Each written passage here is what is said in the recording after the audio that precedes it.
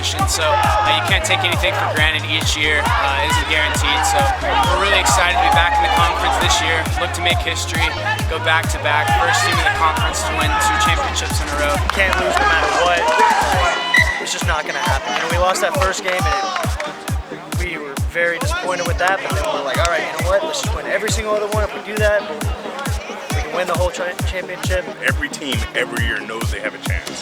There's conferences that start off each year, they already know who's going to win.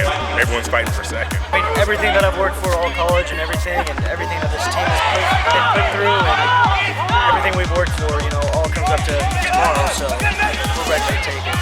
It's the start of a new season. We haven't earned anything, and we have to earn it every week of the new season. The championship was last year. That's last year's team. It's a new year. We're always looking to grow our conference and brand it, and I think we're doing a great job. So this would be the icing on the cake and a statement that we're back. History. Yeah, I'm going to go with history as well. Say legacy. This is what they're both shooting. This is what both teams are shooting for, and we'll see who gets it tomorrow. 144 meters by 70 meters. 15 or 7 aside. Run or kick forward. Pass backwards. Tackle low and proper. Rugby is one of the fastest growing sports in the nation. Men and women of all ages are picking up the ball.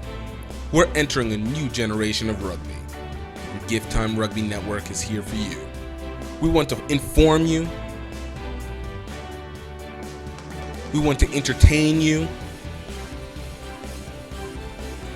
And we want to provide the best live coverage of rugby events that you can access. National, club, college, and under 19.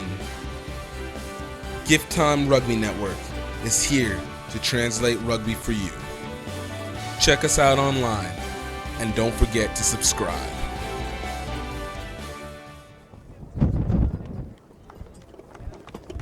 All right, welcome back, everybody. My name is GiftTime Bailu here on the GiftTime Rugby Network. We're here in Austin, Texas, getting ready for the championship game for the Red River Rugby Collegiate Conference. Guys, just want to give you a heads up. We do have some connectivity issues, so this game might go in and out. Just to let you know, if you want to be able to watch the full game and something does happen, it will be up live on. It will be up on replay on YouTube.com/GiftTime Rugby Network. So go ahead, subscribe over just in case so you have it. But in the meantime, we are going to try and get this game out as live as we can at the moment. We got 2 great ones coming up with us. Oklahoma will be taking on Texas A&M. Let's lead the roster, starting off with Oklahoma. Sorry.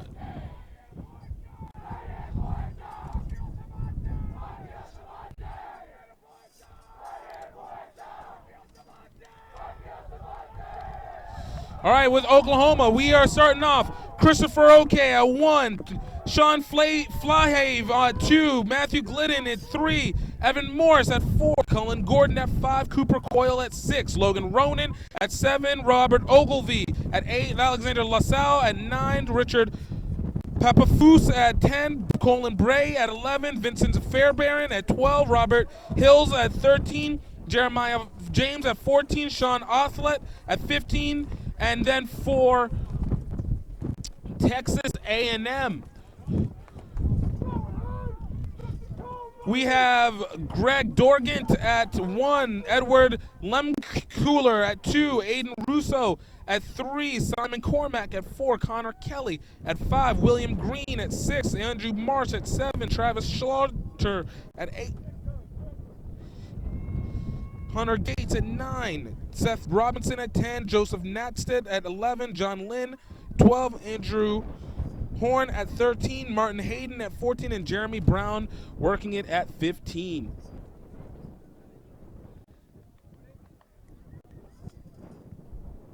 This should be a great one, y'all.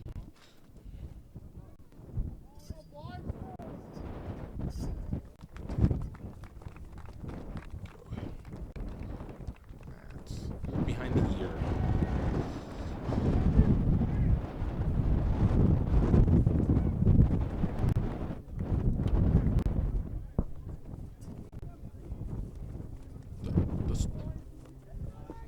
Oh, these here?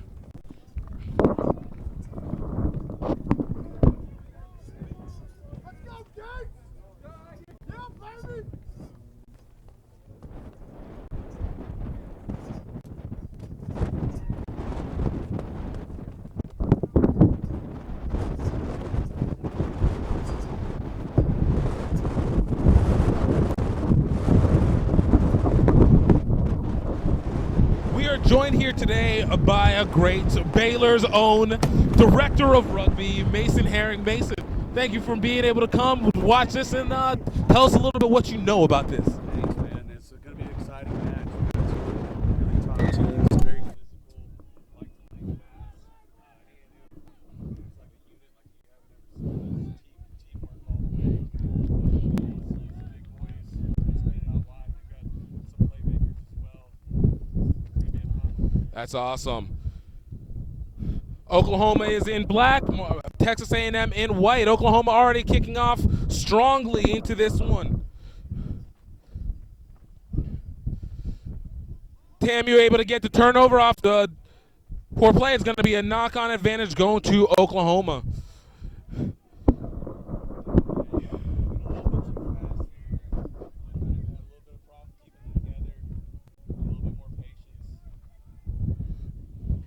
You know, what is one of those things that you always tell your players? You guys obviously had a good outcome in this last game. You know, what is it that you always keep your players to make sure that they're staying focused on what they're supposed to do? Yeah, well, I mean, the third and fourth place match, Baylor and Arkansas was back and forth from there. You can't let up. None of these teams in this conference will give an inch or a mile. They'll take it. And, just got to keep the pressure on the whole time. That's very tough to do for 80 minutes. A&M's been able to consistently do it this year. They had one hiccup against Arkansas. They let up essentially in the last 15 minutes, and that's the difference in the ball game. So let's see who can sustain the pressure the whole time through. Absolutely. OU set to put the ball in for the scrum. OU with the 8-man pickup, trying to take it down low. Still on his feet. Great counter ruck by Texas A&M. Still OU possession on the ball. OU getting it out wide, trying to find the space. Great defense by this A&M team, trying to not let too much go through. Great low tackles. Ball's a little high for OU. OU trying to take it off the edge. Still on his feet, and it looks like we're going to have a penalty on that. It's going to be a high tackle against Texas A&M. Penalty advantage going to OU. And that's been a key for A&M all year to stay penalty free and be very disciplined. So it's surprising to see it early on. A couple of quick penalties go against them.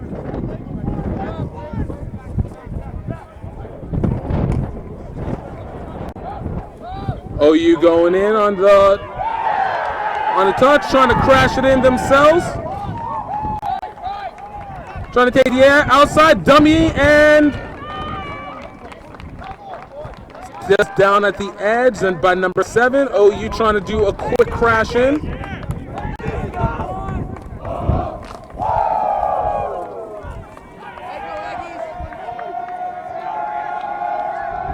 can get it out to the midfield. There's a big gap in the A&M defense. Everybody's clogged up at the ruck here. I think it's turned over. Yep. He's turned it over. And Texas A&M able to kick it out into touch, giving themselves a little bit of breathing room. Whenever you have your players going in like that, do you look at that as an opportunity to try and force the defense to suck in, or do you want your offense to open it up wider and kind of take some people out of those rucks? It's tough, you know. OU's got a big forward pack. You know, keeping it in tight when you're in close like that. It's a good high percentage, but for them, I think they could have used it out wide and see what was happening. Just try it. You know, you got to test all aspects of the defense. OU setting up for the line out. Trying to take it off the top. Great to the 8-man. Taken down just short.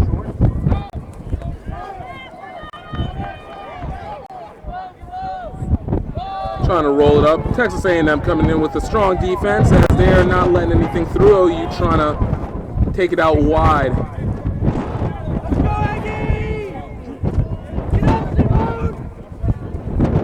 We have a little bit of a break in, and that is a try. OU breaking first blood early in this game. Get a jersey number, but it looks like it was number 4, Evan Morris. Good try. Reach straight over. Good final. So, as we were talking, I think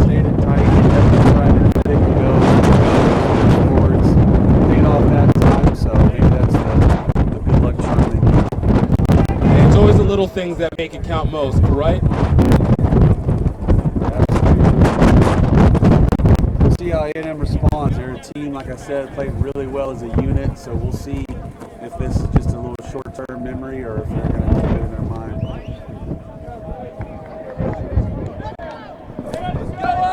All right, conversion is wide, so still 5-0. OU.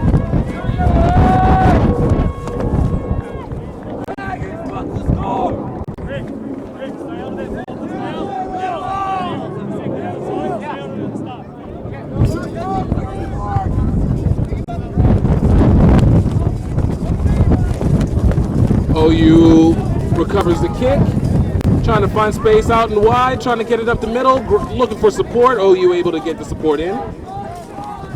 Still inside the 22, so doesn't find touch though. Trying to take it out the edge. Texas A&M trying to see if they can break something down the middle as they're getting it out, looking for the overload. The Aggies like to play a really wide attacking structure. You can see it right here. They got big forward runners in the middle, so it's going to be if they can secure the ball and get quick ball, whether or not we'll be able to attack wide. OU doing a good job there with the counter, but I think he came in from the side, so a penalty to the Aggies.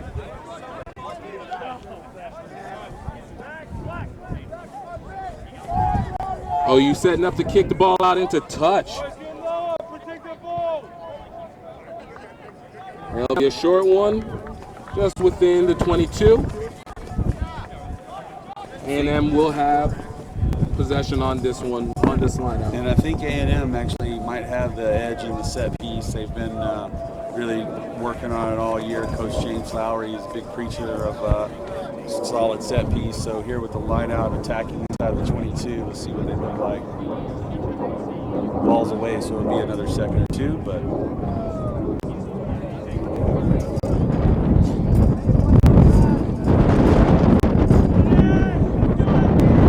A&M setting up for the lineup. And bit of an overthrow recovered by OU. OU looking at open space. Breaking tackles, finding the support, unable to maintain possession. A&M kicking the ball out deep. Covered by OU, and it looks like we're going to have a kickoff. got a bunch of OU players offsides. Yep, and that's the call, offsides on OU. Didn't retreat behind the kicker there. Costly. A&M going quick, but A&M player thought he was at 10 meters, but referee says play on. It's a turnover to OU. OU breaking the tackle away, trying to look for support. Still on his feet, breaking another 2 tackles, and he's taken down. The 8-man is dropped just inside A&M territory. Ball's rolled out, and it looks like we have another turnover to go. Cooper Coyle with a big run there, but unfortunately not able to secure the ball, so A&M comes out with it. Puts a little chip kick over. Bit of a self-recovery, and it's going to be no good.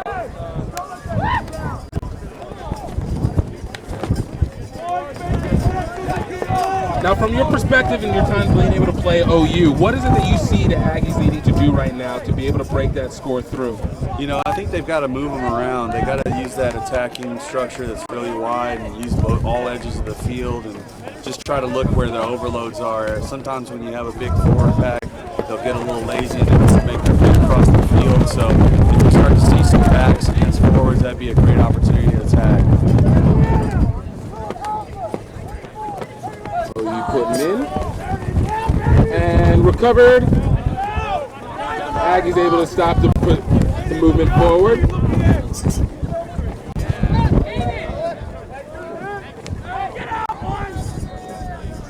OU trying to cut it back inside, get back within the forwards, looking for the support.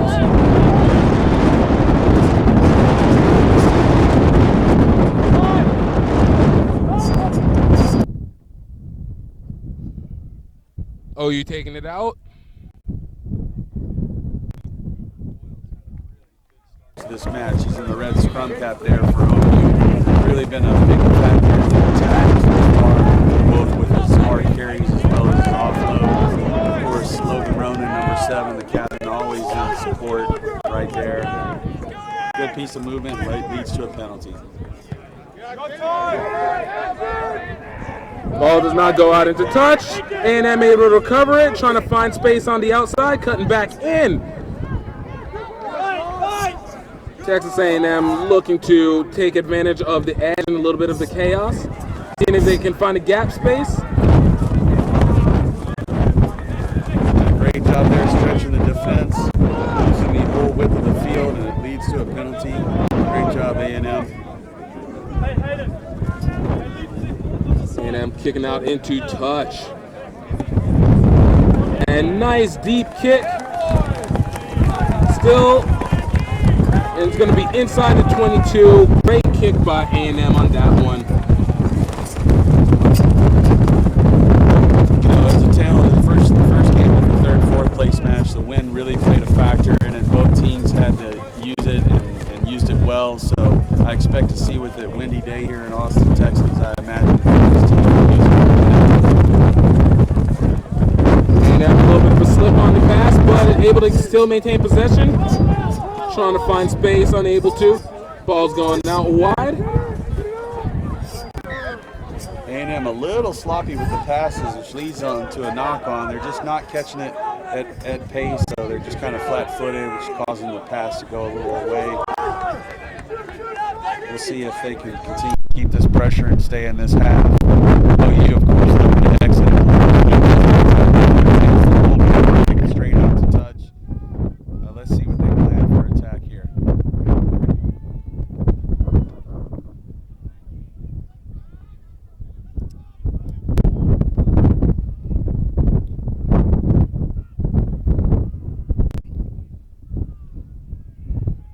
Great push by Texas A&M. OU able to recover as they're taking it out. Skip pass, looking for the overload. Seeing it off the edge, looking for just one-on-one, and support is needed as OU loses the ball. Aggies take over, but it looks like it's going to be a knock-on advantage going to Texas A&M. So it looks like that turnover was going to be a turnover either way. Yeah, and you know, it was Colin Bray, the winger out there, that kind of just ran out of space and didn't have a quick decision on what he wanted to do, so led A&M to get around him and cause a problem. The awareness and recovery for these defenses has been really impressive, especially for these last 2 games so far. Yeah, extremely well organized. I mean, this late in the season, you hope that whatever you needed to teach them throughout the year, they've been able to do that. There he is causing a ruckus. That's number 7, Logan Ronan, already out in the back line, ready to defend and cause a little bit of havoc there. Texas A&M maintaining the ruck, and it looks like we have a penalty, and it'll be a penalty, and not rolling away penalty against A&M. So OU will have the advantage on this one. Yeah, A&M making some uncharacteristic mistakes so far. It's usually a well-disciplined team, already a penalty count exceeding OU, so see if they can rein it in and get their discipline back.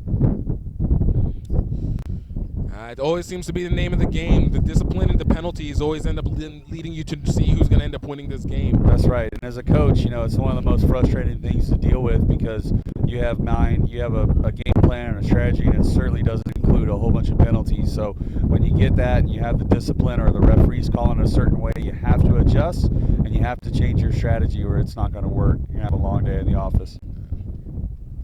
Well said. Well said.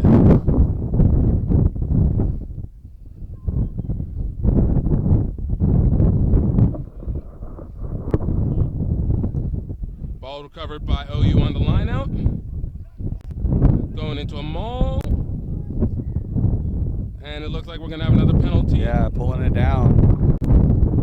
Again, they're going to getting close to maybe seeing a card. I don't know if he's going to talk to the captain or not, but that's, I think, 3 or 4 consecutive penalties there. So. And it looks like it's just that. Going to talk to both captains.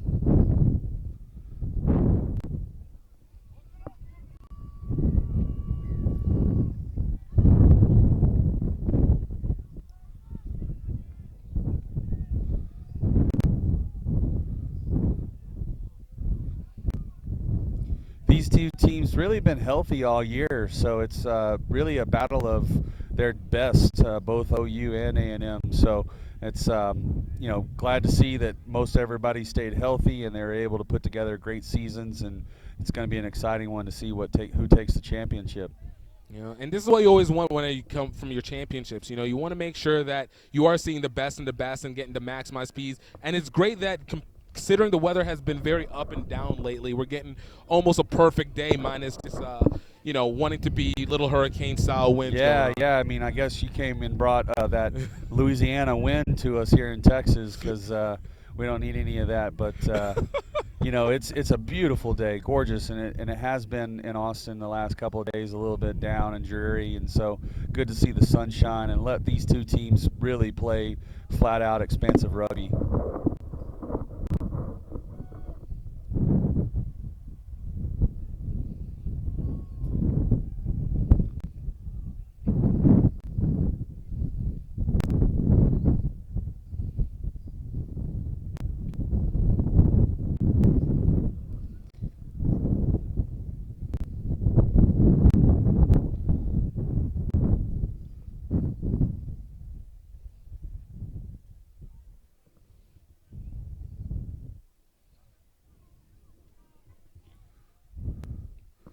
Have a little problem with the footing, so we're going to move the scrum just a little bit.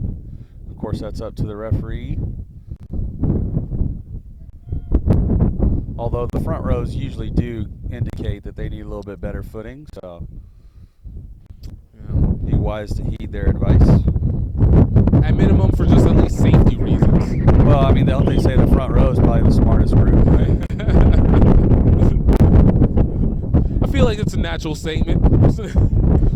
Great play by this OU team, and it looks like we're going to have another penalty. Texas A&M being able to take it out wide, trying to find the overload, and just unable to maintain a consistent passing on the offload. Great play by Oklahoma. Yeah, A&M with the get-out-of-jail-free card, they were under the pump and able to get a penalty out of it, which led to a little bit of movement. But again, some poor passes and no meters really gained, and now it's OU's possession just outside the attacking 22. A great platform for a lot of different options. Let's see what they choose here.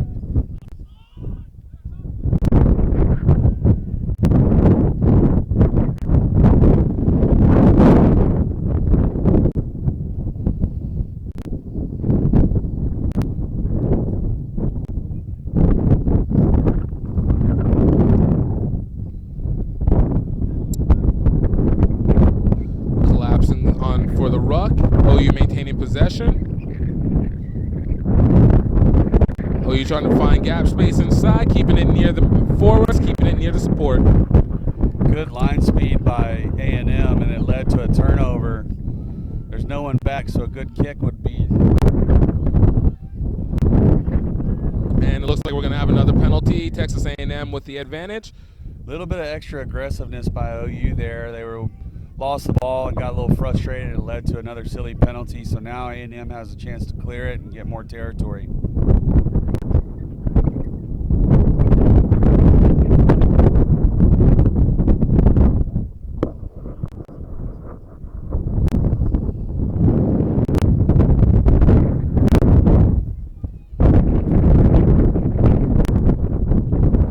As I said, these two teams very evenly matched. Both teams 7-1. Both teams with a loss to Arkansas is the only loss. Of course, Arkansas loses to Baylor in the fourth place match today, but they had a great season. Ball going out into touch. Touchdown is going to be taken back at the 22. Even though you with the possession, you gain a lot of meters there for A&M, so you got to be happy that you're playing in your attacking half. So let's see if OU clears it or makes a mistake and the Aggies make them pay. Recovered and just dropped, so it's going to be a knock-on advantage going to OU. OU just getting chances all day to maintain possession. Yeah, the Aggies seem a little bit out of sort. That he was definitely going to try to clear it, be inside the 22, and Will Green there was there, just couldn't get a handle on it. It's tough with this wind, the ball, especially if it's not kicked in a perfect spiral, it won't cut through the wind, so it's tough to call.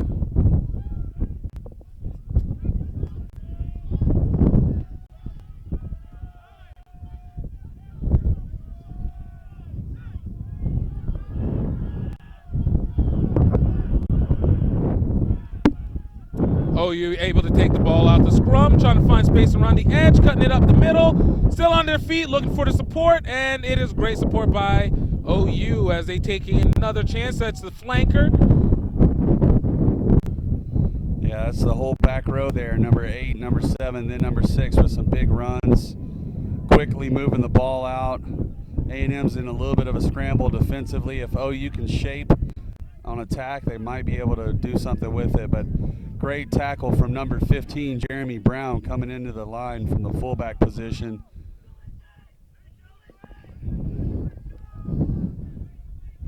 OU looking to make another attack, trying to take it straight on. Great tackling by this A&M team. That looks to be a turnover. Nope.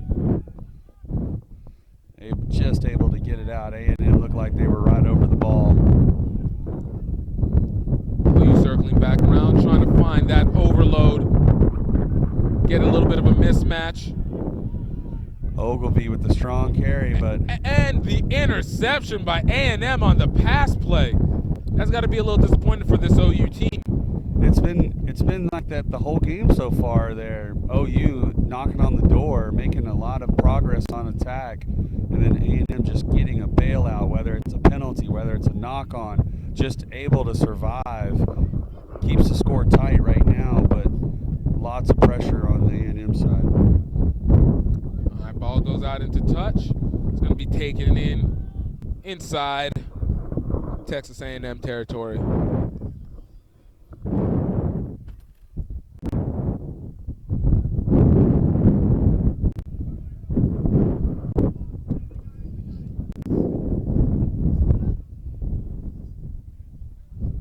Waiting on the ball to come back into play, but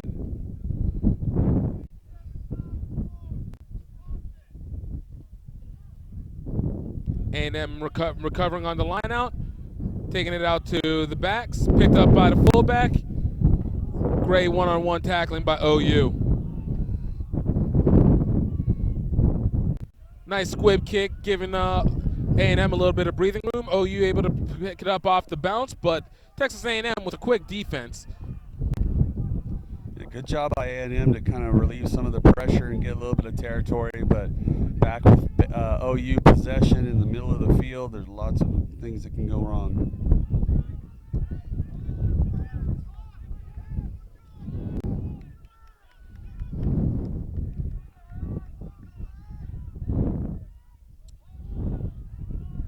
A&M trying a little shimmy, trying to break a few tackles, make some moves, still on their feet. Gotta appreciate the effort being made by A&M. The defense has been great. Offense has still sputtered a bit as it looks like we're getting another turnover. OU able to recover. Tough luck for A&M. They had a great attacking shape and a lot of options out wide. Looked like it was going to be a surefire try, and then, of course, the knock-on. And there's another one. Another knock-on leads to almost. He offloads, and he gets in. OU try. Bailey Ogilvy, number 8, in support of the winger. Again, this fast-moving OU offense just taking it to A&M and a little bit of shell shock. A&M had great shape and ready to attack. Pass doesn't go to hands well, doesn't clear it. OU takes advantage. You know, it's one of those things that we always see. A team bringing on really great defense and holding on strong, but sometimes the best defense is the one that's offensive, and OU seems to be the one that's at least able to take advantage of the mistakes that have been made on each of those turnovers. So far, loose balls have gone OU's way, and I think that's a testament to what you just said. Wanting that ball, finding it, locating it, and do something with it. They did a great job there, and a lot of pressure on A&M. See if they respond.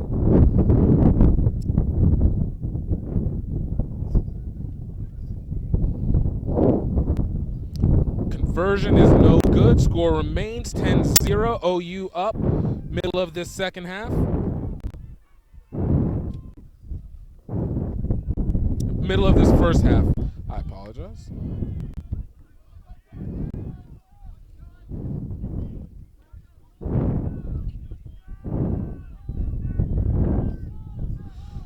Waiting on the ball to come back into play. A&M setting up for the kick. Yeah, you know, I mean, with two unconverted tries, a score of 10-0 isn't insurmountable, and so A&M got to keep their heads high. If they get a try and a conversion, looking at a 3-point deficit, so you're right back in it. So I wouldn't say it's over just yet. It's a clean poach by number 7, Andrew Marsh, heady play, and then Penalty advantage going to OU. wow, a very questionable call by the referee there because A&M came in with a clean poach. Said he was. Got it. And it catches up into the booth over here. Nice high kick, taken down right in front of us. I didn't expect to be on the field and in the booth, so. You know, they say once a rugby player, always one. Doesn't matter whether you're on or off the pitch. Glad the camera didn't catch my knock on.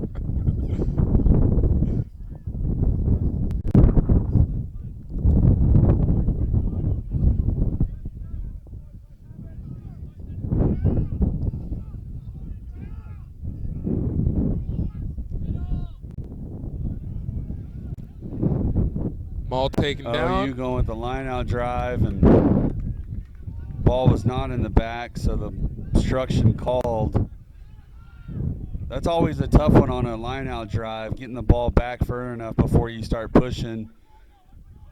Looked okay to me, but I'm not a referee, so what do I know? You got to take it where the field is calling it. That's right. So far, OU been able to adjust the referee, and A&M still looking to do it. But that's a great line out, good long pass. But A&M trying to figure it out wide, taking it to the wing. Great defense by OU as they're able to hold off the. Now they need to immediately bring it back here wide. There's a lot of space out wide. A&M continuing to crash forward, utilizing the forwards as their equal battering rams. Ball rolls out, and OU takes over on the possession. You know, again, A&M needed one or two more extra passes out wide and made a tackle there and wasn't in support, so OU able to steal it. And it's been the story of this game so far. OU capitalizing on A&M mistakes. If it continues, it could be a long day for the Aggies. We're seeing great push on the maul by OU. Trying to get it out to the backs, finding space on the one-on-one, looking for a little bit of support. Breaking one tackle, breaking another, still on his feet, trying to cut it up in the middle to the center. The center's able to be taken down. OU still up, utilizing those forwards to get it over to 22. Correction, over to 35.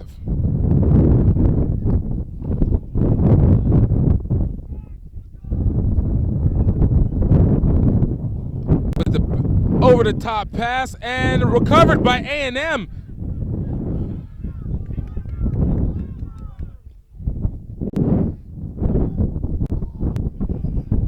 Number 8, Travis Schlottgeter coming in, making a big hit, getting some hard meters.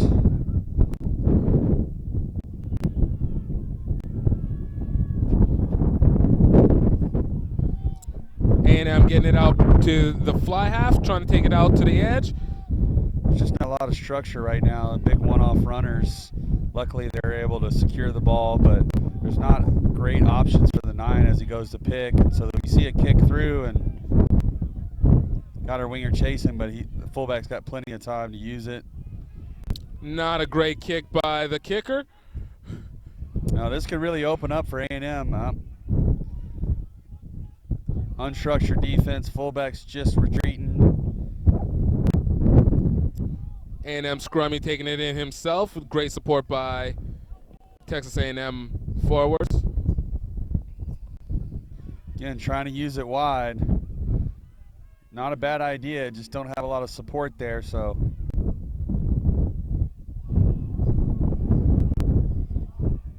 Excellent pressure by OU. It leads to a turnover, though. Pressure wasn't legal. So A&M will have another chance to be able to get get some points on the board as they cut it in closer into OU territory. And this is the time A&M needs to capitalize. You got a great attacking option off the line out inside the 22. Again, their set piece has been strong all year. I really expect to see some good passing, good crisp creativity, and a lot of line movement. See if we can get a try here from A&M.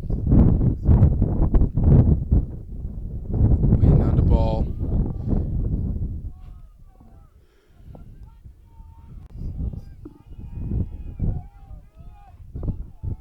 A&M about to set up for the line out. And a bit overthrown, recovered by OU, and OU looks to maintain possession. Advantage is going to them off of the scrum if it goes in. Again, another really good opportunity for A&M that is spoiled, and OU just Johnny on the spot, ready to take it. And look at this, got some space and some overlaps, and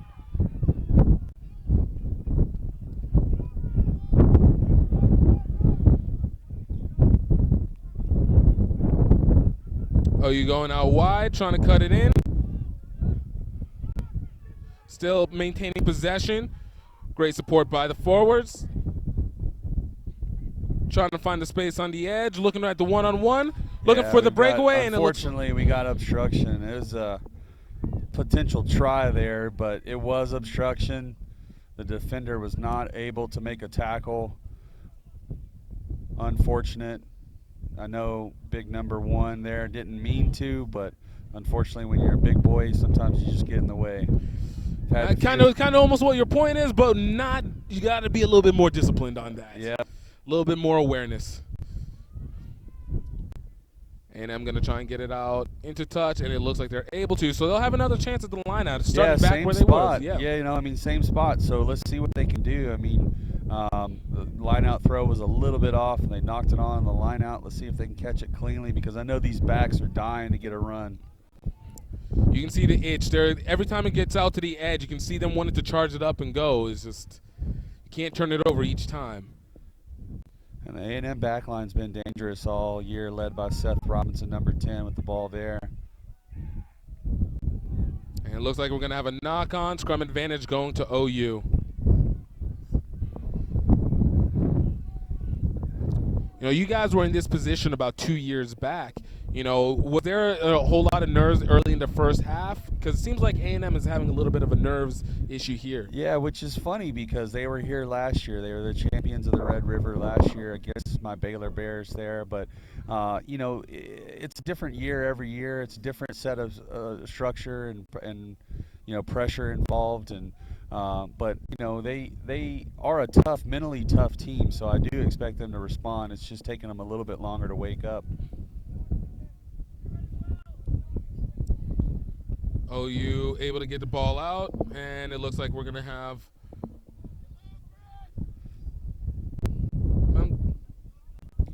got a sub here. Number 16 for A&M coming on.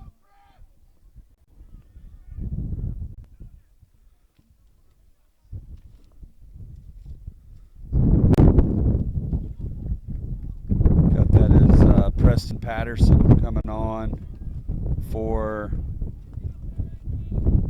the 9, Hunter Gates. So Hunter Gates today has done a little bit early. Looks like he's got a little bit of a rib injury. It's always unfortunate whenever a player gets injured on the field. OU putting the ball in for the scrum, getting it out to the fly, unable to hold on, but just barely maintaining possession. But it looks like we're going to have a scrum advantage going to A&M again, deeper inside OU territory. And that's the name of the game for A&M, is trying to get anything they can, scratch and claw, because that's been OU's ball game so far. So if A&M can do the same, get some points off some scrappy play, that may put them back into this ball game. We'll see what they do here with a nice little scrum inside the 22.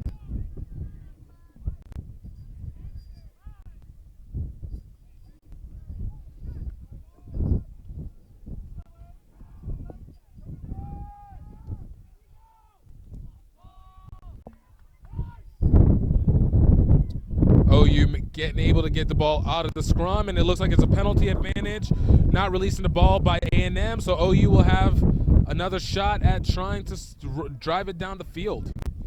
Yeah, that was, again, a great opportunity for A&M, but OU able to come out of it with a penalty and kind of relieve some of that pressure, and so they'll be looking to kick to touch. It's not a deep kick, but it does give you a reset. You do maintain position of the ball off that, so.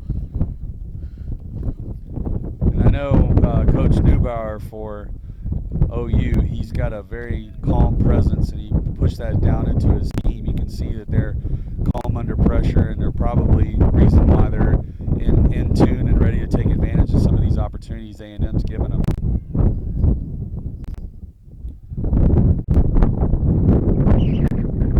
OU able to recover the ball, and it looks like it was not straight pass, so we will have a scrum advantage going to A&M. Correction. Yeah, we'll have a scrum advantage going to A&M.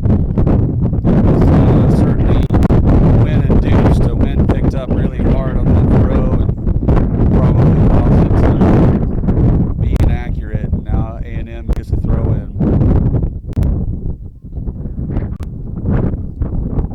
A&M able to recover. Quick defense by this OU team. A&M trying to take it in themselves as it is quickly ended by OU, but possession has been maintained. And it looks like we have another turnover. OU driving down. And it's going to be a knock-on advantage going to OU.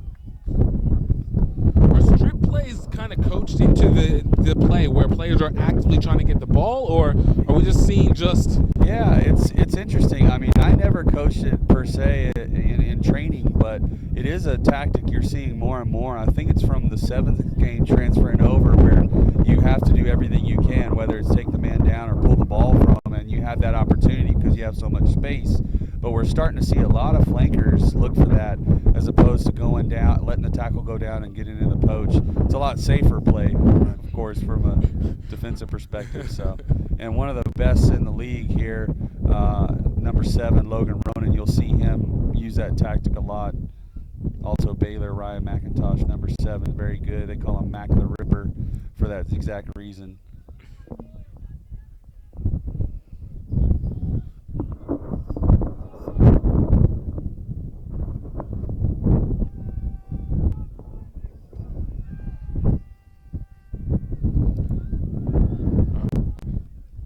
Scrum getting set up. OU looking to put in again for the scrum advantage here at the 50.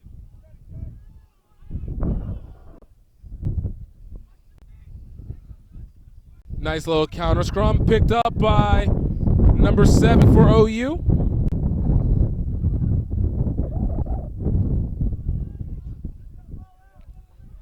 There's a good offload. Good decision to offload it to the big boy. Now you have Ronan on the attack with the dummy.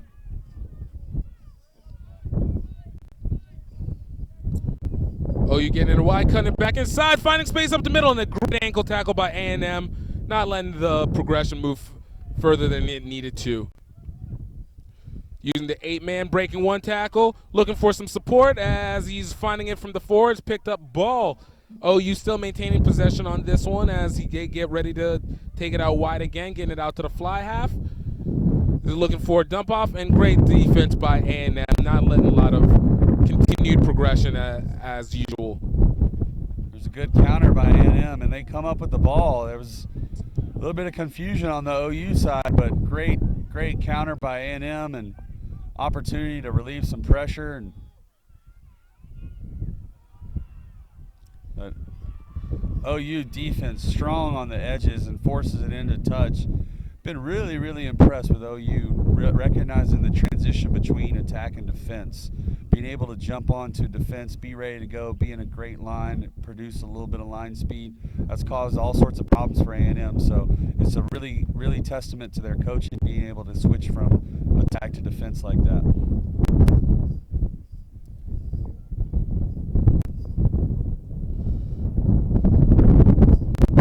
Is set. OU will have advantage on this as they look to try and see if they can get one before this half is up.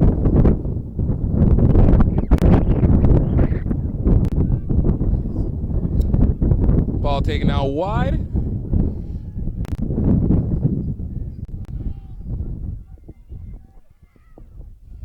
OU with a quick defense up, trying to find space, unable to get away.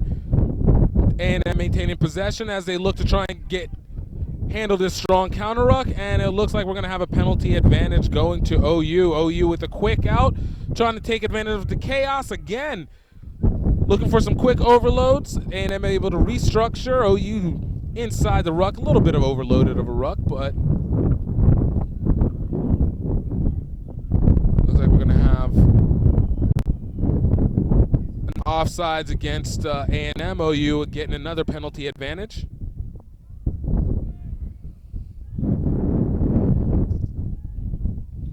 OU's certainly playing connected rugby. They're all 15 men in sync.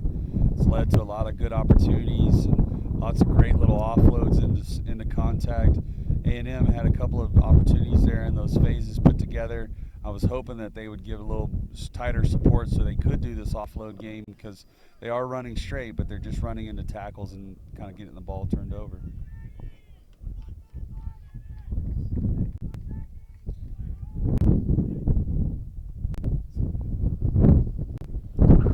All right, looks like OU is going to be setting up for the kick, and the kick is good, putting them up 13-0. That was by number 10. I think that's the half. So at the half, it's 13-0. OU over A&M. A little bit of a surprise. A&M came in as the favorite, but you know, OU looking like they're ready to play today. Come in, made some big plays and capitalized on some opportunities, and it's led to a nice little scoreline leading 13-0 at half. Well, we'll see what happens coming into the second half. See if A&M is able to recover it. We'll be right back, you guys, here on the GiftTime Rugby Network. You're watching the Red River Collegiate Rugby Conference Championships, Texas A&M versus OU, and we will be back. 144 meters by 70 meters. 44 meters by 70 meters. 15 or 7 aside. Run or kick forward. Pass backwards. Tackle low and proper. Rugby is one of the fastest growing sports in the nation. Men and women of all ages are picking up the ball. We're entering a new generation of rugby. And GiftTime Rugby Network is here for you.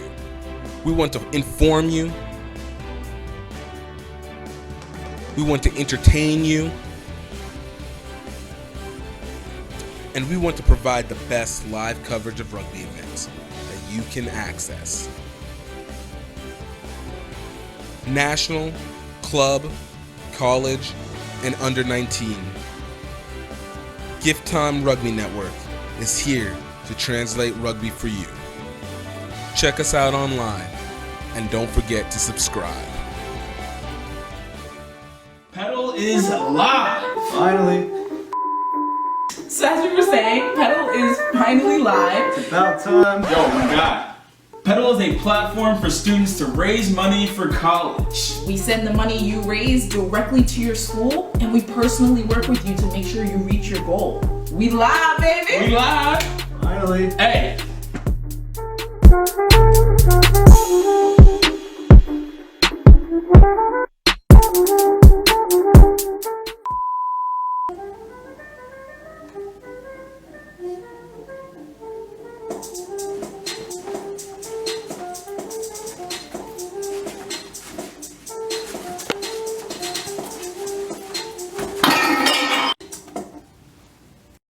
We heard that breakfast is the most important meal of the day. It turns out it may be true. Many studies have shown that eating a healthy breakfast before the start of a school day is linked to improved concentration, better test scores, increased energy, higher intake of vitamins and minerals, and even healthy body weight. If healthy breakfast is good for the student, it is also good for the athlete, the elderly, the retired, and the family as a whole. Let me introduce you to Superior Breakfast Mix, the baking mix for the health-conscious consumer. Superior Breakfast Mix is made with a blend of high-quality, wholesome and unprocessed flour. We blend buckwheat flour, oat flour, flax meal and wheat germ to create a highly nutritious breakfast mix. Rich in fiber, which is good for your colon health. Rich in plant protein, rich in vitamins and minerals. Contains no dairy, no eggs, no nuts, no soy. So order your superior breakfast mix, because at Health Enhanced Foods, we make the food you love with the nutrition you need.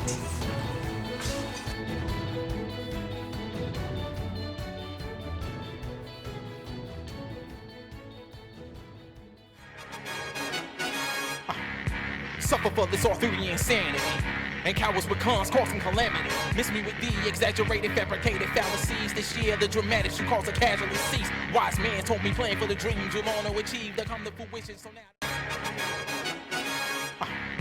suffer for this Arthurian insanity, and cowards with cons causing calamity.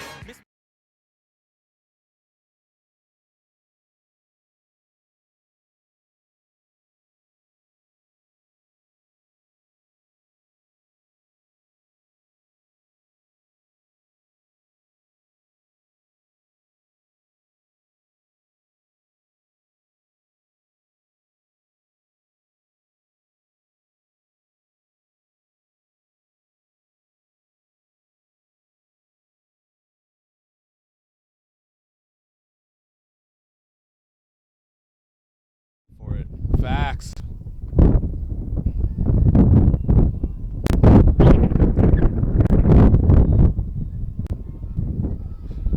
Welcome back, everybody. We are here at the Red River Collegiate Rugby Conference Championships.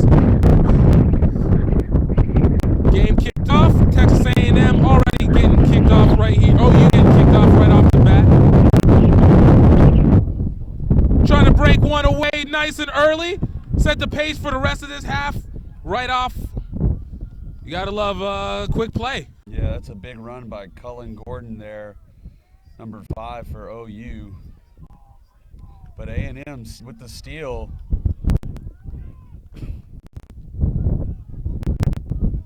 Let's see if they can mount an attack. A&M trying to get it out nice and wide. See if they can get a little bit of an overload. They got a one-on-one. Finding space, trying to cut it back inside.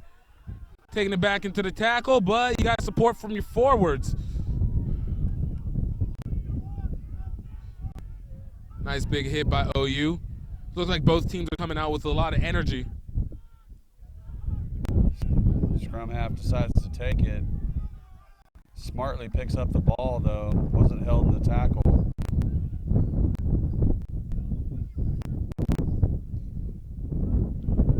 Big old hit. Got an offload off, which led to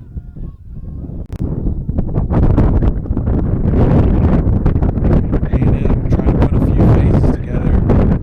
Oh, got a one-off runner. That's no good. Need some support there.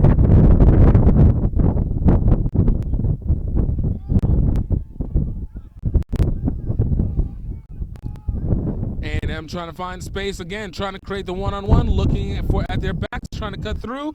Looks like OU has that backfield very well loaded up. Taking it back to the left side of the field, using those forwards, trying to crash it through, weaken defense up the middle, looking like they're hoping to open up the gap off the edge. A&M's definitely picking up the pace this second half, moving the ball a little bit better, but just trying to move a little too quick there and knock the ball on OU's scrum put in. Like to see the fire A&M's come out with. Coach James Lowry at halftime must have fired the troops up and playing much better, much more disciplined, a little bit more creative with the attack, but still not missing those big meters, those big long runs.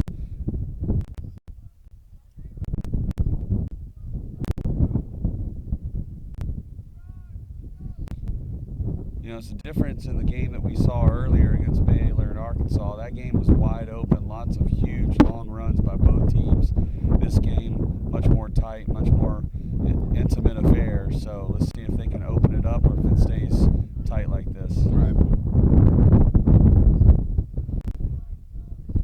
OU getting it out to the edge. A&M right there. Yeah, tough luck. That looked like a good attacking option. Richard Pappenfuss, the 10, really attacking the line hard, looking to find his winger. Throws it flat, but the winger's a little bit too deep, so a little miscommunication there. Golden opportunity for the OU Sooners lost.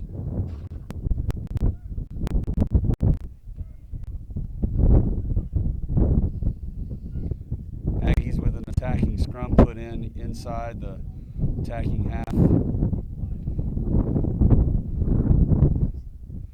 A very big spacing in the backs, looking to attack wide.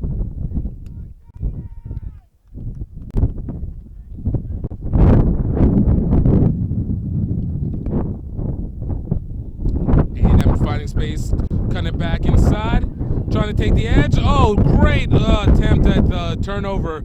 Just able to hold it on. First knock by OU, so number 14 for OU just getting his fingertips on it. Wasn't intentional, looked like he was trying to intercept it, but it just comes up a little bit short, so caused the A&M knock on, but it's still A&M's ball.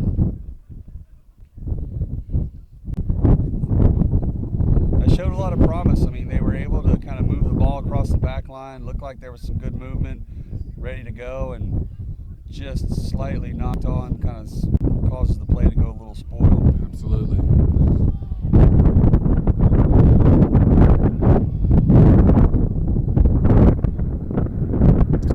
A&M will take advantage of this scrum as it gets engaged.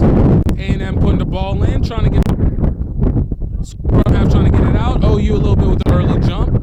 Getting it off to the fly half. Nice little dummy. Trying to cut it inside. Breaking one tackle. Still on his feet, looking for support. Great support by this A&M team. Picking it up quick. Trying to find somebody on the edge. And OU able to kibosh that. A little too much of a lateral run play. Not enough getting to pass off. Yeah, this new scrum half for A&M's got a different tactic. He is a ball carrier, so he's looking to find his option. But just like that one, he's kind of covered up. And it'll be a penalty advantage, not rolling away by OU. A&M will have a chance to take this on the penalty. Looks like we're going to be reset. Didn't kick. The ref didn't feel the ball was reset. No. Yeah, that was big Cullen Gordon there in the scrum cap, the gray and blue scrum cap. Just tackled on the wrong side of the ruck, and that's always tough because as those supporting players come in, they kind of trap you, and you're really tough to roll away, but you still got to make an attempt, and the referee pings them. Nice spinning plays, trying to break tackles, giving a little bit of open space and compressing the defense a bit. Oh, A&M finding space off the edge. Short side. Trying to crash it down inside the middle. It looked like they... Good movement from A&M. Again down the short side.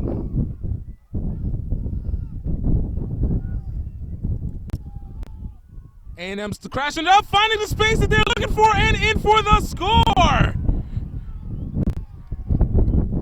A&M finally striking blood off of early in the second half, making it a 13-5 game. Still anybody's game, like you said last time. Yeah, you know, that's what they needed. They needed a couple of good phases put together and some quick ball. They kept going to that short side, which OU didn't have covered defensively, and it paid off for the Aggies, and it's 13-5, and they're back in this ball game. You know, for you, what do you think they were seeing with that, back? You're saying that they didn't see it covered. Looked like it was overloaded. From their perspective, what do you think they're seeing? A&M was seeing on that one. Yeah, you know, there was only two guys on that side with the scrum half going to make a third guy, and there was only a winger on that side. Looked like OU was probably ready for those big forward runners on the inside, coming back towards the left-hand side of the pitch, and A&M just recognized the space and went out wide. Just good recognition from heady players to be able to do that. Conversion kick is no good, and score remains 13-5. OU still leading this one early in the second half. I think we have a number on the try score. I believe it was Dylan Bates, number 23, Dylan Bates with the try. I believe that's the number I see.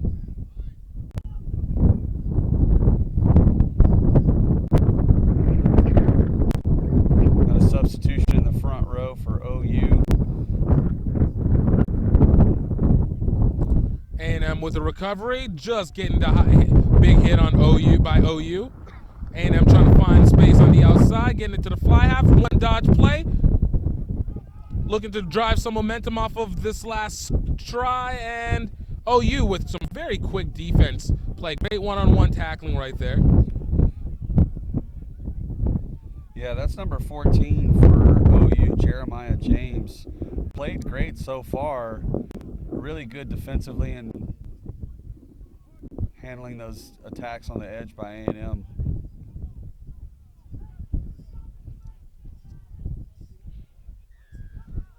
And it looks like we're going to have a penalty diving into the ruck against OU. Penalty advantage going to Texas A&M.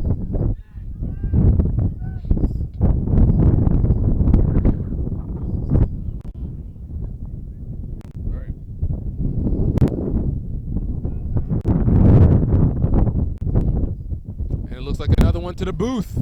No knock on this time for you. Yeah, it won't knock it on twice, that's for sure. Have a deep line out inside Texas A&M territory.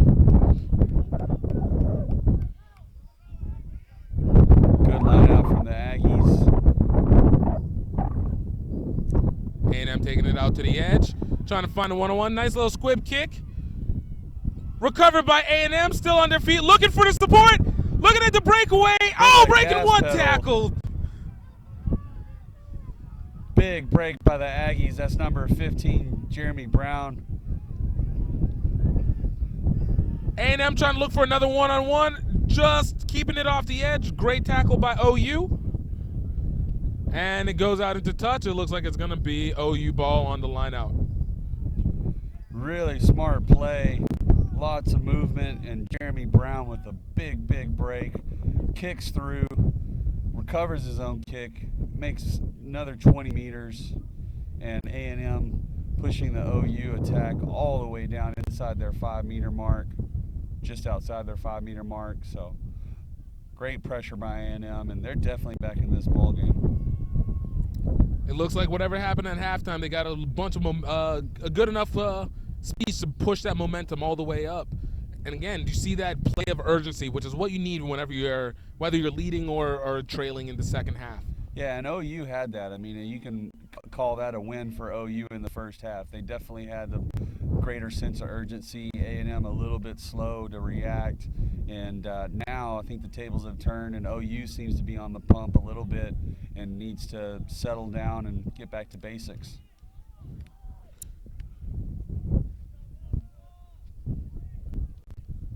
A&M setting up for the scrum advantage.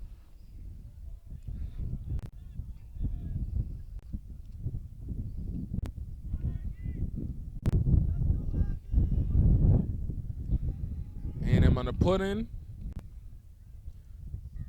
And it looks like we're going to have a little bit of a twist of the scrum, and it looks like we're going to have a reset.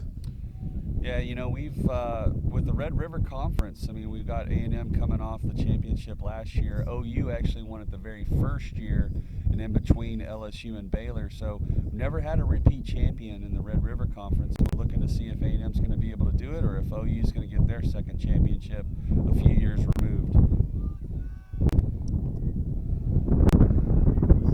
A&M putting back in, trying to set it up for the reset. 8-man trying to pick it up. Great tackling by OU. Yeah, again, that's the nuisance. That's Logan Ronan. There's another tackle by Mr. Ronan. Just always just in the way like a fly in ointment.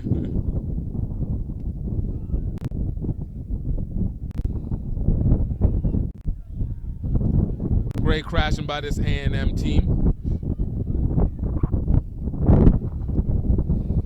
Big old hit. Big old hit by OU. A&M still maintaining possession. Looking for the one-on-one and cause a turnover by OU, able to maintain possession. And we got a double turnover. He's going to come back and play that knock on A&M, so it'll be OU's ball, but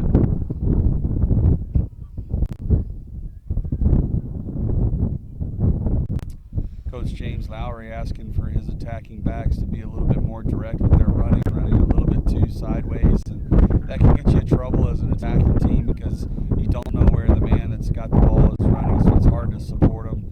if we run straight, we all know where we're going, which is to the try line.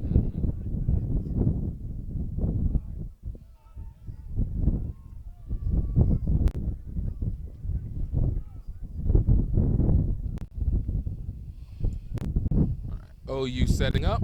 Scrum, looking at the scrum advantage. Ball's in. Big push by both teams. Nice stabilizing force as OU is able to get the advantage and is out. Ball kicked wide for territory. He was inside the 22 there, so he can kick directly into touch. Picked up some really good meters for OU, but it will be A&M's line out just inside the OU half. And again, A&M's been pretty dangerous these last couple of minutes with their phases of attack. We'll see if they can put something together and put some points on the board. A&M getting the line out. A&M once again trying to find that one-on-one space, trying to get the breakaway, taking it off the edge, looking for the support. Great offload by A&M, still on their feet, and a great tackle. You gotta love that movement by A&M. This is the game that A&M's meant to play. The runs out wide, the long passes, and then the support, the tight support where the pop passes are right there. A little bit isolated there. Able to maintain possession. A&M pushing it out, still maintaining possession. Great catch by the center. Now A&M lined up to bring it back to the other side. They go short, and it's a breakthrough. Good job. The space is still out wide here for A&M. See if they use it. Oh, they go short. Miscommunication. It's a knock-on. OU still getting the possession on the knock-on advantage as they kick out, and it's going to be taken back to the point of the first knock-on. You know, A&M just maybe one or two passes away there from really putting some pressure on OU. Just couldn't quite get it together, but they're showing promise. It's definitely a different team than the first half. They seem to be switched on. I think we're in for a really good finish here. Still looking at about 30 minutes of game left, so there's still anybody's to go with. Absolutely. Tight game. Lots of time left. Really, it's been a game of momentum so far, and I can see that continuing through the rest of the match. Both teams really, really want to win this and take this home, either to College Station or Norman. Got a great crowd here, lots of fans in both teams looking to support.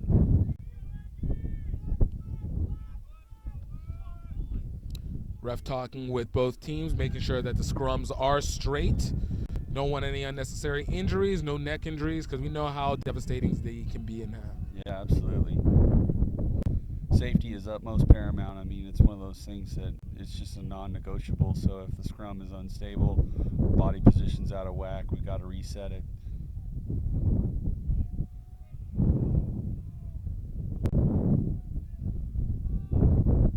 It's Bailey Ogilvie, number 8 for OU with another pick. He's been effective all day out the back of that scrum. Big kick by OU. Not quite recovered, and A&M able to just get it before the recovery by OU. Taking it out the edge, cutting back inside. Gotta love a little shimmy from the backs. That's a fullback, Jeremy Brown. Again, very, very difficult and shifty to bring down, and was running closer to his support like a good player should. Oh, you're looking in just a little bit of an overplay on the offload. Still, OU maintaining, getting to possession of it, looking for space.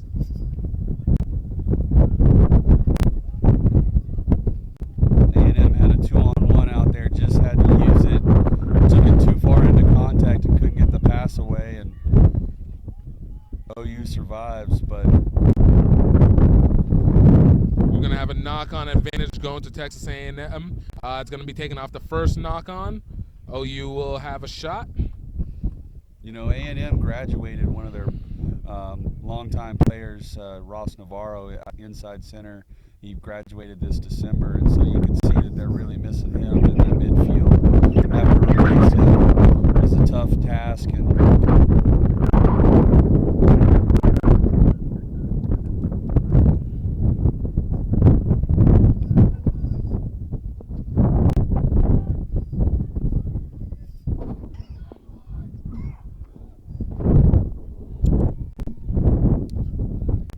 A&M having the ball possession for the scrum inside their own territory. And it's a scrum half pickup, trying to get it out to the edge. Again, wanting to create the one-on-one advantage. Still, the Aggies would do a little bit better to straighten there on those runs. There's a little bit too much sideway movement. That's why they only gained 3 or 4 meters from the set piece. Making tackle, still on his feet and taken down. Possession Good still run by maintained. senior Andrew Marsh, Westlake native, here out of Austin, Texas, playing in front of his home crowd. Ooh, a little bit of a slippage there on the pitch. Never appreciated. OU with a great one-on-one tackle. There's a nice movement on the short side. Jeremy Brown with the break. Looking at the support, trying to keep it in and creating the turnover. OU able to take it down inside their 22.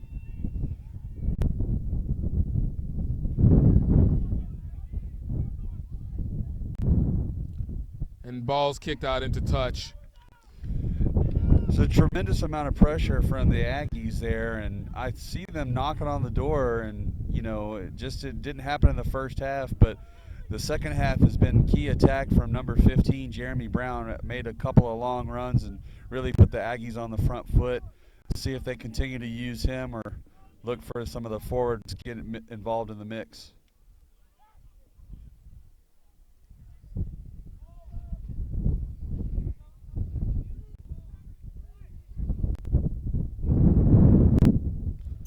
OU with the overthrow, getting back out to the fly half to the back, trying to find a little space.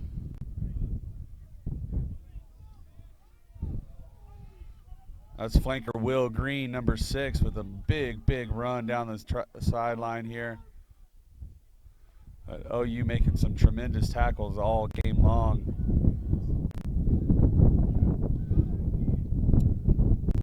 Big play, nice missed tackle, nice broken tackle by Texas A&M, still on his feet.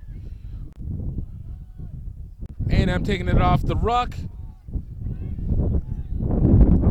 See the attempted strip plays. A&M able to hold on to it this time. Been some big strong runs from A&M on the inside center. That's number 12, John Lynn. But there's been a couple of men outside him that he could have used, and that's, I think, the difference in the ball game so far is that A&M, once it gets to those center positions, they're trying to run it up. And big crash by A&M on this play.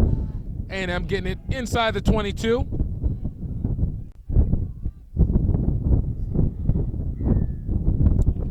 And not rolling away by OU. A&M will have the advantage. A&M on the attack. Let's see if they can put something together. A&M going a big pass wide, try and get the quick one-on-one. And in for their second score. No, we're going to have a forward pass penalty, so it's going to be a scrum advantage going to OU. Big opportunity there for the Aggies, and just drawing the pass and looked so good down the line. But, of course, we don't have the vantage point of the AR or the referee. Called it just forward, but really good attacking movement from the Aggies there.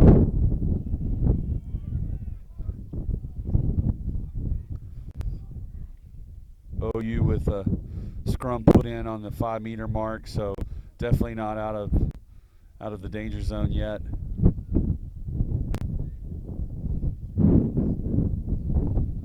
Expect to see a lot of pressure from the A&M loose forwards here. Oh, nice. Looks like they're scrambling for that ball. Looks like we might have had a bit of a turnover. OU able to get it. Not able to take it out. And it looks like we're having a penalty. That'll be an A&M scrum. A&M put in from the 5-meter mark. Great pressure defense. OU was trying to clear it, just couldn't get it. That's sooner Richard Pappenfuss was under the pressure. Probably best to just try a box kick there from the 9 because you had a wall of the OU support players, but they go back to 10 and he can't find touch. He gets tackled into the try zone, and now it's a 5-meter put in for A&M.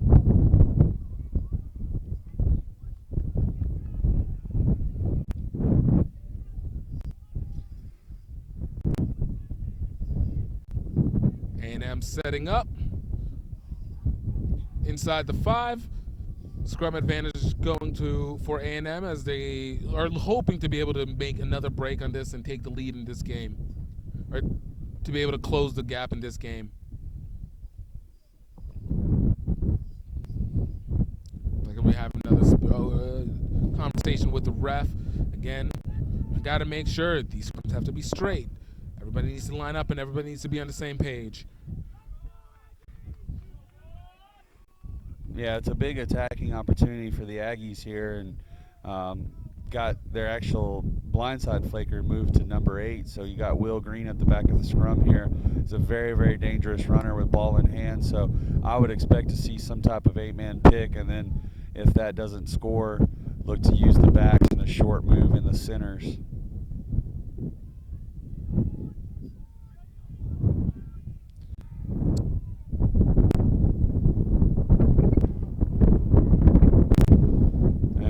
Knock. A little too eager to try to pull it out, and lost opportunity there for the Aggies. And so OU will have the ball again on the scrum, relatively within the same area. We'll see if they can kick this one out, or do we get another turnover? Yeah, I mean, I was expecting A&M to allow me to be my little Tony Romo there and call the play, but not to be. The rugby god said, no, sir. No, sir.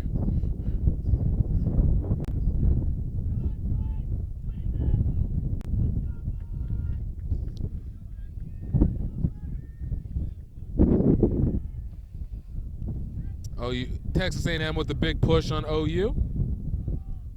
8-man pickup. Texas A&M looking for the counter ruck, trying to strip the ball. Yeah, he picked it up from an offside position. Another bailout for OU. Again, these 8-man picks from Bailey Ogilvy there, number 8, has been really successful and causing a lot of havoc, and in this case gives the OU penalty.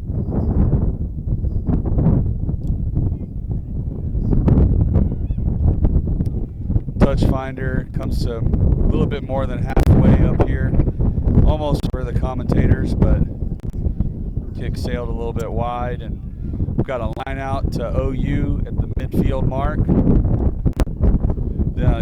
If this game really tight, what you'd expect from two top teams. We're just a single score away, or just close to a score away. And it goes back to what you said earlier. Both teams have been healthy all year. You have great weather conditions.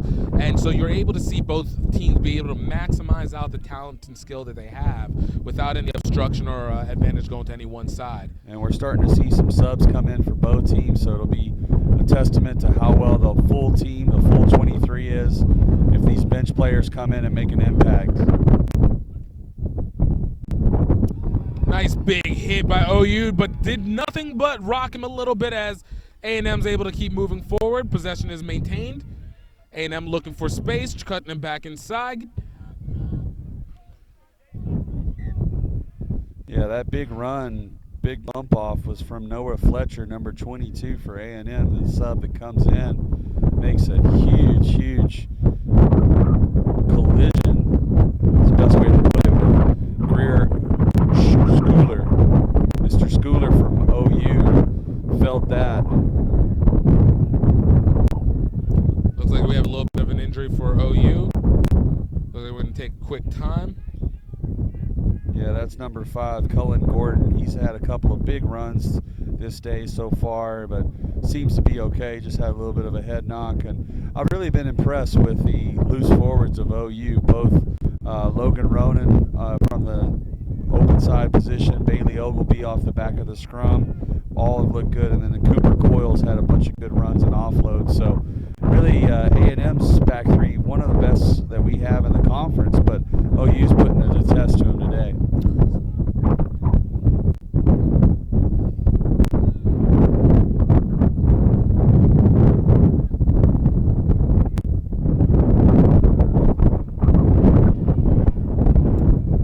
Nice pickup by the 8-man for OU. Was looking for someone to pass off to. Getting it off to number 7, Ronan.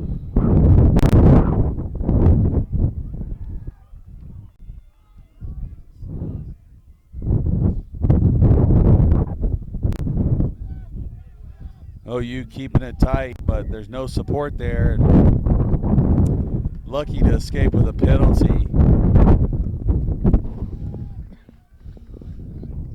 OU once again will have another chance to be able to continue this off, and it looks like they're going to be kicking for points. Yeah, this is the top point scorer for the Red River Conference this year. Richard Pappenfuss, number 10 for OU. Lots of penalties. I think he's had the most penalty kicks made throughout the season. So this makes a lot of sense when you have a good kicker. You can milk a little bit more time off the clock and add points to the lead. This is a good option. See if he puts it through.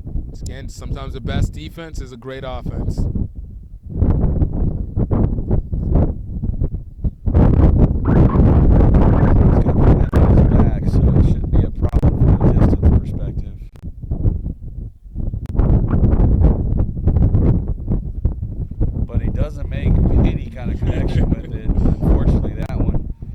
A poor attempt, talking him up as the leading point scorer, and that's a commentator curse, I guess. Absolutely. You jinxed them hard, and A&M will be able to get this ball back at the 22. OU prepping for any short kicks. Looks like we lost the ball to the fields. It's always one of those catch-22s of the situation.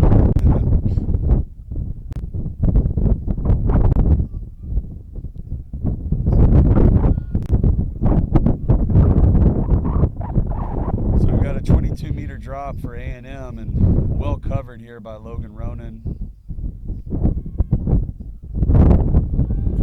This is Fairbanks straightening. Good run from him. He's finally getting some pressure in the second half. It seems like we haven't seen him on attack. We've just seen him on defense. Here they are with a great opportunity to get some territory and attack close to the A&M goal line. OU creeping through the ruck, trying to find a little spacing in the ball, getting it out to the fly half. Another one to the center, and it's a strip ball. A&M has possession. Yeah, A&M very structured in defense there. That allowed a double tackle there to cause the turnover. But it seems like when A&M tries to spin it wide, always seem to have no support there and barely hanging onto the ball. Here's a big run by Mikey Miller up the middle. That's taken down just outside the 22. A&M once again trying to use those centers, weaken up. Looks like they're trying to weaken up the defense a little bit and open it out to the edges.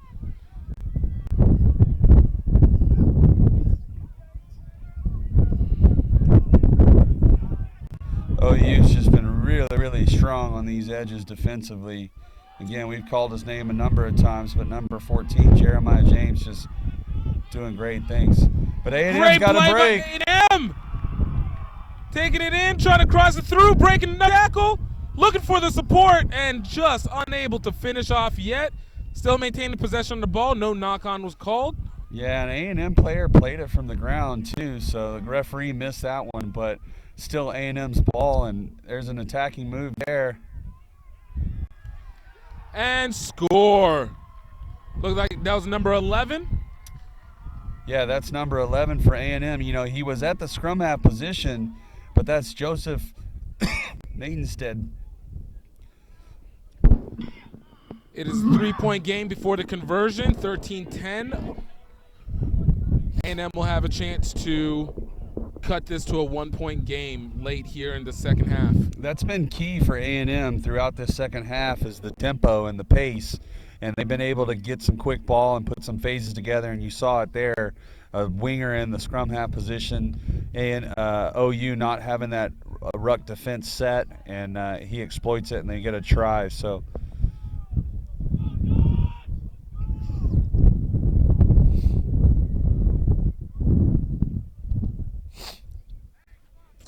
conversion is no good. Score remains 13-10. OU still up on this. A&M cutting the lead. Still about 8 minutes remaining in this game, notwithstanding over extra time. Yeah, you know, A&M 7-8 minutes to go. We've got an opportunity here, and now they're within one score. So if they get a penalty that's kickable, it can tie this game up and send it into extra time. But what a championship, you know, battle back and forth. It's a tale of two halves, OU with the first and now A&M with the response, and can't wait to see how this one finishes.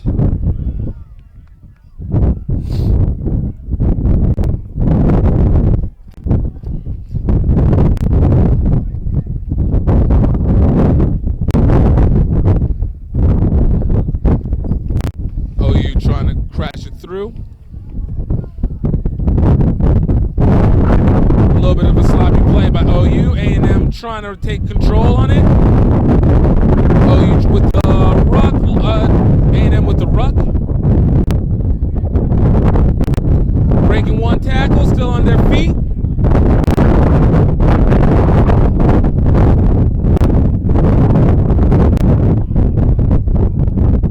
It's going to be a knock-on advantage going to A&M. Yeah, there's, you know, opportunity there for A&M. They got the ball back and just couldn't put anything together, but they'll get the scrum put in. See Captain Logan Ronan talking to the ref. He's not happy about something, asking the ref to look at something in particular.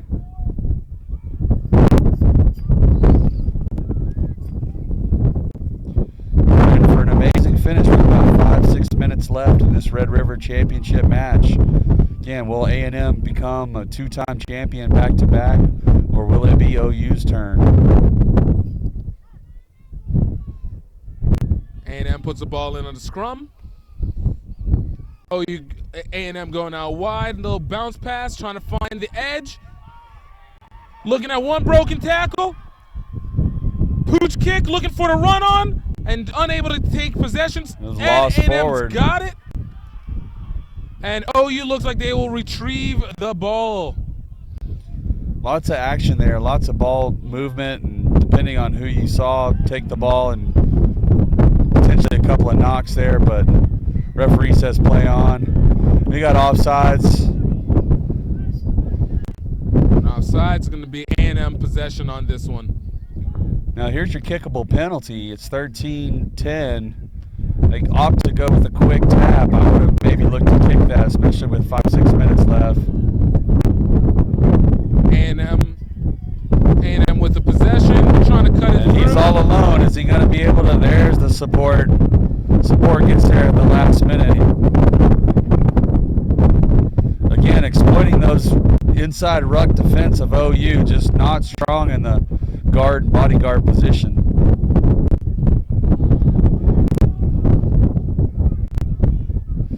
Think a hands out. It's A&M's penalty. Goes a quick tap. A&M's knocking on the door. It's a try. A&M taking their first lead of the game late in the second half.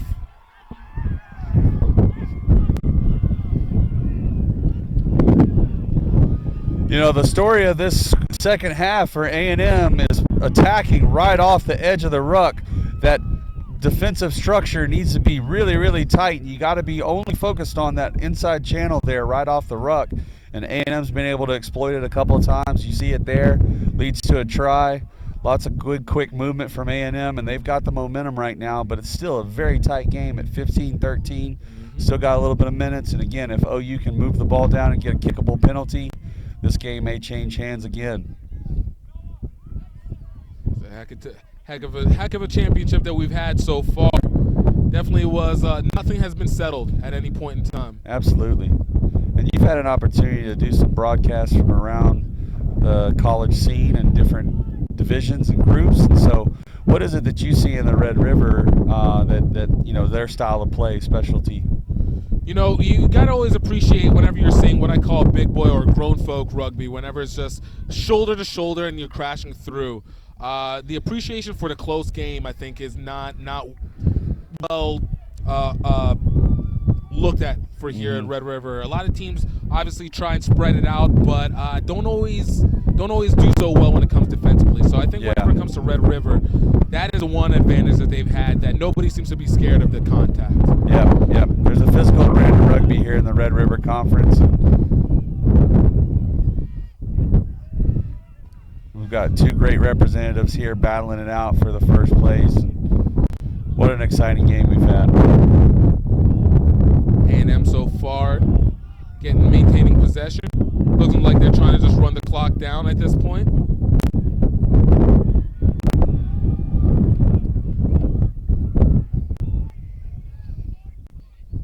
Trying to find space up the middle. Another breaking of tackles. That's a good poach by OU. Stolen. So OU's possession, that's Vincent Fairbairn, number 12, able to poach that ball. Great support by the forwards, and another poach by A&M coming up with it. There were a couple of Aggies around that ball ready to take it in. No support again. A&M going out wide again. Dodging tackles, trying to find the space up and losing it back. Able to maintain the possession. There we go, breaking the tackle again. A&M still driving through. Eating up clock and maintaining the possession. There's a knock on, so OU will get a shot at this. We're running low on time. Still a one-score game, 13-18. This may be the opportunity of the match for OU.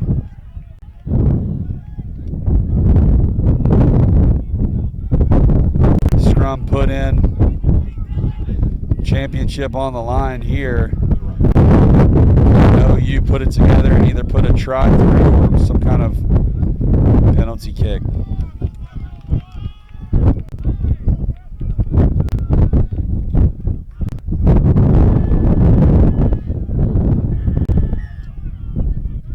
Got a short on penalty to OU, so this is what they need.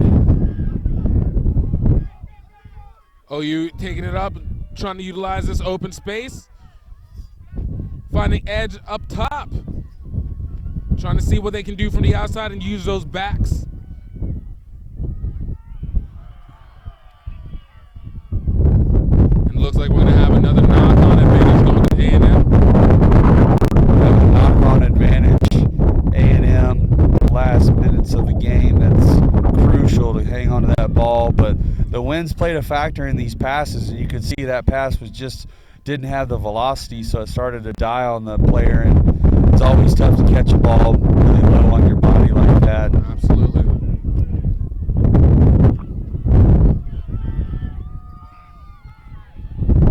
This game is far from over, and we're happy that you're still with us here on GiftTime Rugby Network, broadcasting the Red River Collegiate Championship. It's been one heck of a match, and for a really tight finish here.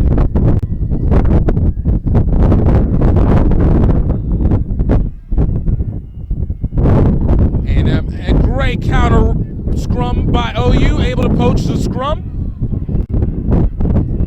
OU trying to on attack, and they put it together. He's got a winger outside him. Looking back for the support. OU finding out on the edge, looking at the one-on-one, taking it on the speeding edge. OU wing taking it across and in for the score. Incredible work by Jeremiah James, number 14. They shifted from a turnover. OU really able to use the width of the field and had a 2-on-1 there at the end, and Jeremiah able to put the try in. That was impressive. I don't know if you saw it, but he turned his hips inside and had an inside cut and then quickly used the outside lane, and that's exactly what you try to teach him to do on the wing, is shift that guy's hips. If that hip can shift like that, you've got him in the right position, and he burned him. Excellent try for OU to not sure if we're at full time or if the referee's going to let it play on.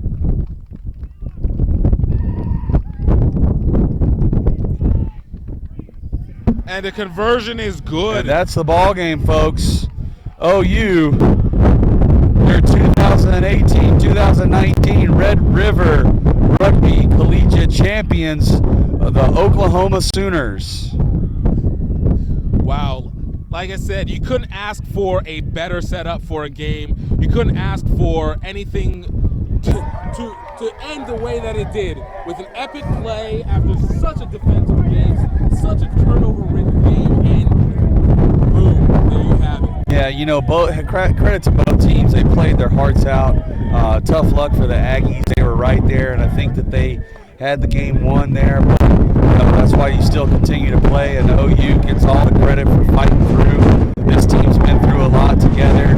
You can see their gel, and that's what won the game for them. So congrats to Coach Newby and the Oklahoma Sooners, and also congratulations to Coach Lowry and the Aggies on a successful season as well. But this is the best. This is what you see, and this was a great game, a great finish, and on a great day. And you can't ask for anything more.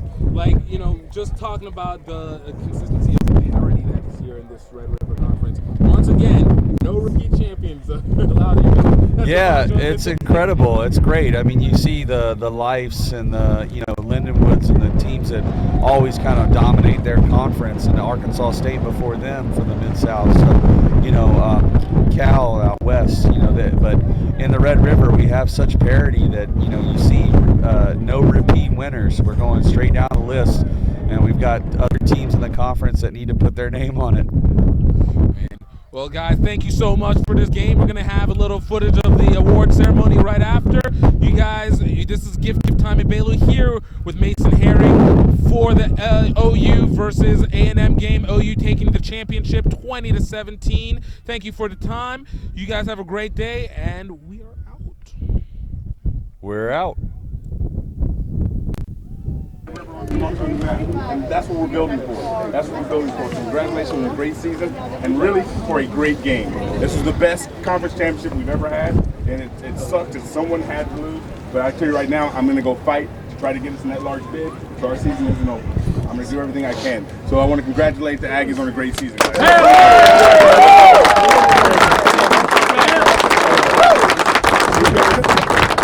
They received their South Division trophy yesterday, so they already have that. But now it's time to congratulate the team that walked away as the winner. Once again, great job by OU. Started off the season with an L versus Arkansas, and then turned it around. They knew what they needed to do to get there. Great season. Doug, appreciate everything you've done for the conference, everything you've done for OU. Let's make us proud. Put the conference on the map, whoever it is from the East, whoever it is. Go take it to them when they come to Norman. The captain and definitely man of the match has to be here.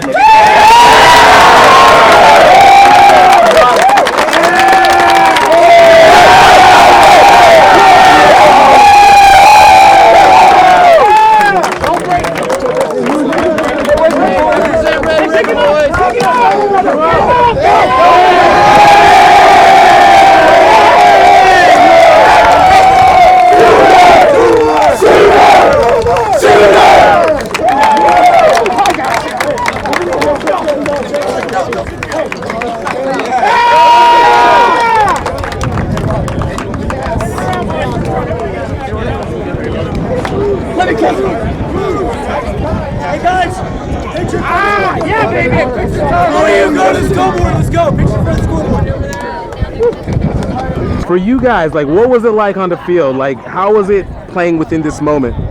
At the end of the day, it was just trusting in our teammates, trusting in the work that we put in all year, knowing that my teammates have my back and I have theirs. So at the end of the day, that's what kept us pushing. That's what kept us fighting to the very end of the game. You know, on that last play, taking it around the edge, the game winner, what was it that you saw that you felt you could take advantage of? I saw one guy sitting over on the sideline, and Coach Peaky's been telling me all season, you see that flag, just run to that flag. So when my teammate Alex passed me the ball, I just looked at that flag and I played Coach's voice in my head, run to that flag, and I just did it. And thanks to the team and my athletic ability, I was able to make the play. You guys started off the season rough. You got here, you end the season on rough. Is there something about Oklahoma that just likes to struggle into success? It's not the way I draw it up, and we didn't use it all year, but thank God we finally found some Sooner magic. Woo. I still don't believe it. You guys had it last second, What were you guys thinking after the score A&M put them over the lead with 3 minutes remaining? I was thinking it was over, and then we got the ball back, gave it back to them, and it was their scrum, and I'm thinking, well, it's over. And then we took the ball and scored in the corner, or scored to win it with no time. I still don't believe it. I'm gonna have to watch it in the replay. You know, and how much do you think this one means? You've talked about the rebuild that it took over the 4 years to get back to this point. You know, this is the second time OU's in. You're the first, not repeat, but repetitive, multi-time champion.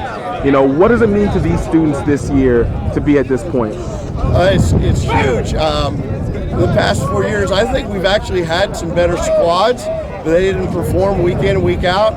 We started with a hiccup against Arkansas, and then we stayed in it and just kept going. They didn't let anything get them down, and it paid off. Awesome. Coach, congratulations again. Good luck to what's going to happen in the next coming weeks as you guys get to playoff contention. Thanks. Appreciate it. Awesome.